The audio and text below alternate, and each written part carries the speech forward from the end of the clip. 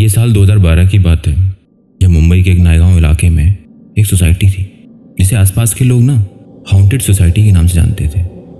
नायगांव एक बहुत सामान्य सा इलाका था जहाँ डेली लाइफ एज यूजुअल बहुत नॉर्मल सी थी, लेकिन जिस सोसाइटी के बारे में आपको यहाँ बताने जा रहा हूँ उसकी कहानी कुछ अलग ही थी।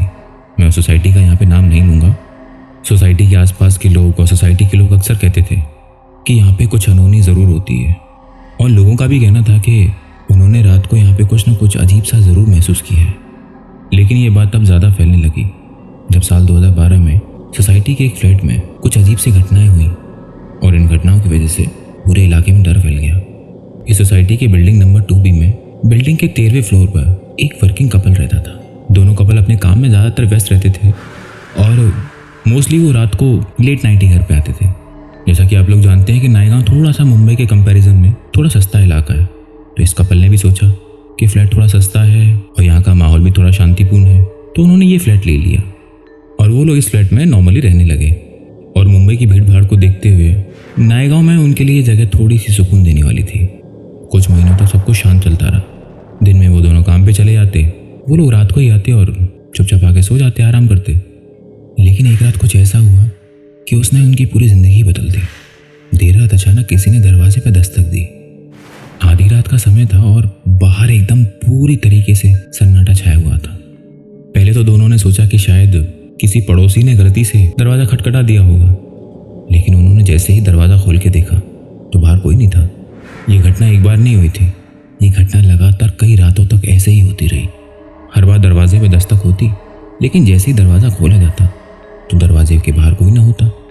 पहले तो उन्होंने इस बात को थोड़ा ऐसे ही हल्के में लिया, लेकिन ये घटनाएं जब बार बार होने लगी तो उनके मन में कुछ डर सा बैठ गया। खासकर उस आदमी के मन में डर बैठ गया जो उस घर में उस लड़की के साथ रह रहा था। उसे रातों को कुछ अजीब अजीब से सपने आने लगे।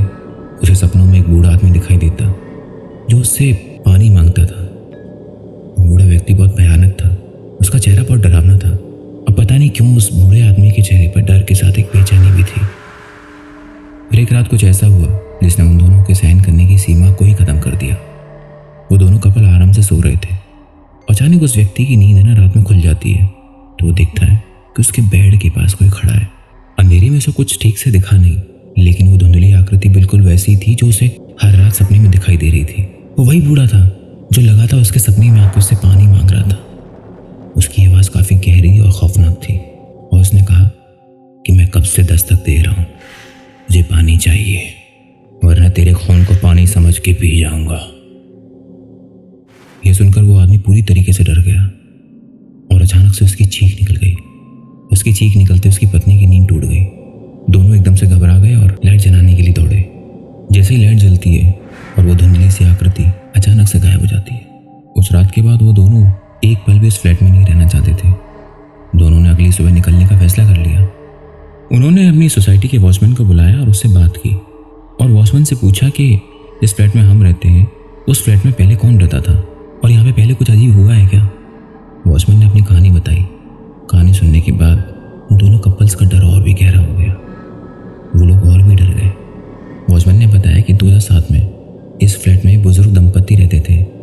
वॉचमैन ने आगे कहा कि वो आदमी सरकारी नौकरी से रिटायर्ड था और उनकी जो पत्नी थी वो काफ़ी लंबे समय से बीमार चल रही थी और एक दिन बीमारी के कारण उस बुजुर्ग महिला की मौत हो गई। उस मौत के बाद वो आदमी बेचारा अकेला पड़ गया और लोग बताते हैं कि उस महिला के मरने के बाद उस आदमी ने किसी से भी मिलना जुलना बंद कर दिया।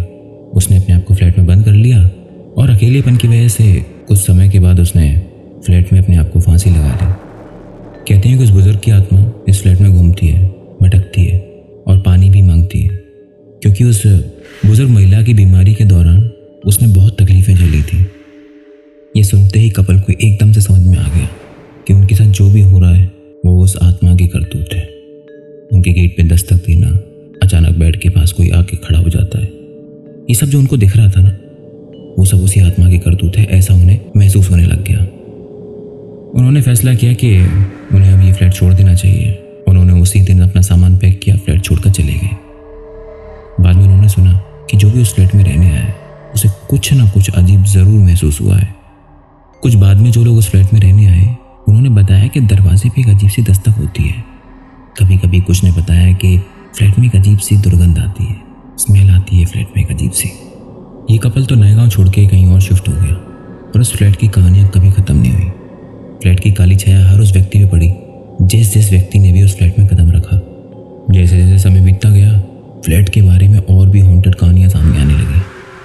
समय बीतने के साथ उस फ्लैट में कुछ ऐसी ऐसी और घटनाएं हुई कि उस फ्लैट में जाने से हर कोई डरने लगा।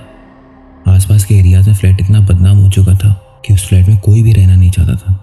पर हमारे आसपास कुछ ऐसे भी लोग होते हैं जो इन सब बातों पर विश्वास नहीं करते, बिलीव नहीं करते, या फिर वो ऐसे फैसले किसी मजबूरी में आके लेते होंगे। ऐसा ही वाकया साल 2015 में फिर से हुआ। उस सोसाइटी की बिल्डिंग नंबर 2B और 13वें फ्लोर के उस फ्लैट को दोबारा से किराए पर लिया गया। ये जो परिवार था, जैसे कि आप जानते हैं, मुंबई में ज़्यादातर लोग बाहर से ही आते हैं और ये परिवार भी बाहर से ही आया था। तो उन्होंने अपने बजट के हिसाब से देखा कि अच्छा फ्लैट है, कम पैसे में मिल रहा है, तो उन्होंने ये फ्लैट खुशी खुशी लेने का फैसला कर लिया। नए गाँव का ये फ्लैट उनकी ज़रूरतों के हिसाब से उन्हें ये ठीक लगा, पर वे उस फ्लैट की हॉन्टेड कहानियों से अनजान थे। शुरुआत के कुछ दिन उनके लिए बहुत नॉर्मल रहे। उनके परिवार में 3 ही मेंबर थे, पति पत्नी और एक 8 साल का बेटा। बेटे का स्कूल भी नज़दीक में ही था और पति पत्नी दोनों काम करते थे। दिन में फ्लैट ज़्यादातर खाली रहता था, लेकिन इस फ्लैट की रात के समय की कहानी धीरे धीरे खुलने लगी। सबसे पहले बच्चे ने अपने माता पिता से शिकायत की कि रात को से कोई अजीब अजीब सी आवाज़ें सुनाई देती हैं। बच्चे ने बताया कि रात के समय उसके कमरे के दरवाजे पे कोई धीरे धीरे से खटखटाता है। बच्चा बहुत डरा हुआ था।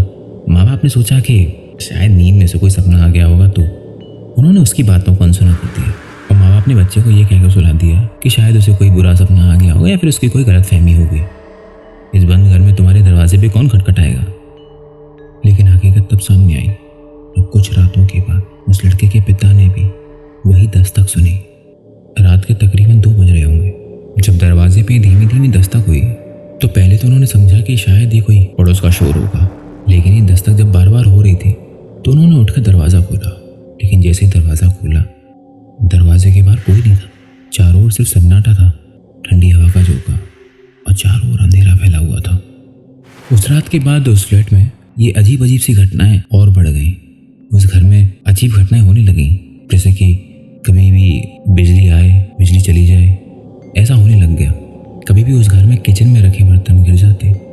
उन्हें कुछ समझ में नहीं आया था, लेकिन हद तो तब हो गई जब एक रात उस बच्चे ने बताया कि उसने अपने बिस्तर के पास किसी व्यक्ति को बैठे हुए देखा है। उसकी माँ बहुत घबरा गई। उसकी माँ ने पूछा, कौन था वो, क्या तुमने देखा था उसे? तो बच्चे ने कहा कि हाँ, मैंने देखा था, वो एक बूढ़ा आदमी था। उस आदमी के चेहरे पर झुर्रियाँ थीं और वो घूर रहा था। बच्चे की ये सब बातें सुनते ही माता पिता दोनों घबरा गए, क्योंकि यही सब उन्होंने भी महसूस किया था कि उस फ्लैट के अंदर कोई और भी है जो उन्हें घूर रहा है। लेकिन उन्होंने ये सब बातें एक दूसरे से कभी कही नहीं थी। वो लोग इतना डर गए थे कि अब उस फ्लैट में एक पल के लिए भी नहीं रुकना चाहते थे।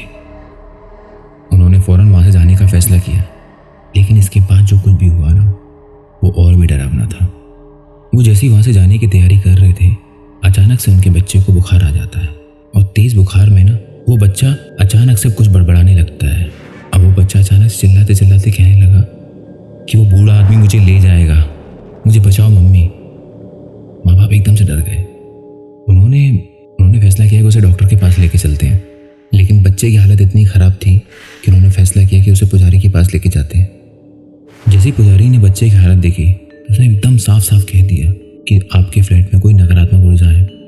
उसने माँ बाप से कहा कि आप तुरंत फ्लैट को छोड़ दें और घर छोड़ने के बाद हवन पाठ पूजा कराएं ताकि बच्चे की सेहत सुधर सके। और इस परिवार ने बिना देरी किए उसी दिन फ्लैट को खाली कर दिया, किसी दूसरी जगह पे जाके शिफ्ट हो गए और बच्चा कुछ दिनों के बाद अपने नए घर में धीरे धीरे स्वस्थ होने लगा। और ये दूसरी घटना सोसाइटी में तेज़ी से फैल गई। अब उस फ्लैट को कोई भी लेने की हिम्मत नहीं कर रहा था। यहाँ तक कि सोसाइटी के लोगों ने भी उस फ्लैट को हॉन्टेड मान लिया। सोसाइटी में रहने वाले लोग कहते थे कि उस फ्लैट में जो बूढ़ा आदमी रहता था, उसकी आत्मा अभी तक शांति नहीं पा सकी है। जो भी नया व्यक्ति उस फ्लैट में रहने आया, उस हर व्यक्ति को वो आत्मा ने परेशान किया। बताया जाता है कि उस बूढ़े आदमी का अंतिम संस्कार कुछ ठीक तरीके से नहीं हुआ था और शायद यही कारण है कि उसकी आत्मा अभी तक उस फ्लैट में भटक रही है। अभी जो सोसाइटी में बुजुर्ग लोग रहते हैं, उन्होंने बताया कि जो उस फ्लैट में बुजुर्ग व्यक्ति रहता था, उसकी देखभाल किसी ने ठीक से नहीं की। जब उस व्यक्ति की पत्नी की मृत्यु हो गई तो बेचारा अकेला हो गया। उसकी देखभाल के लिए कोई व्यक्ति नहीं था और वो बेचारा बहुत परेशान रहता था। वो हॉन्टेड फ्लैट आज भी खाली है और उस फ्लैट की डर की कहानियाँ अभी भी लोगों के दिलों में है। और हाँ, उस फ्लैट में जाने की हिम्मत कोई नहीं करता। जो कोई भी उस फ्लैट के बारे में जानता है और उस सड़क से गुजरता है, उस फ्लैट को एक बार देखता ज़रूर है। दोस्तों, आज का ये रियल हॉरर किस्सा अगर आपको अच्छा लगा है तो वीडियो को लाइक करिएगा और चैनल पे पहली बार आए तो सब्सक्राइब करना ना भूलें। धन्यवाद।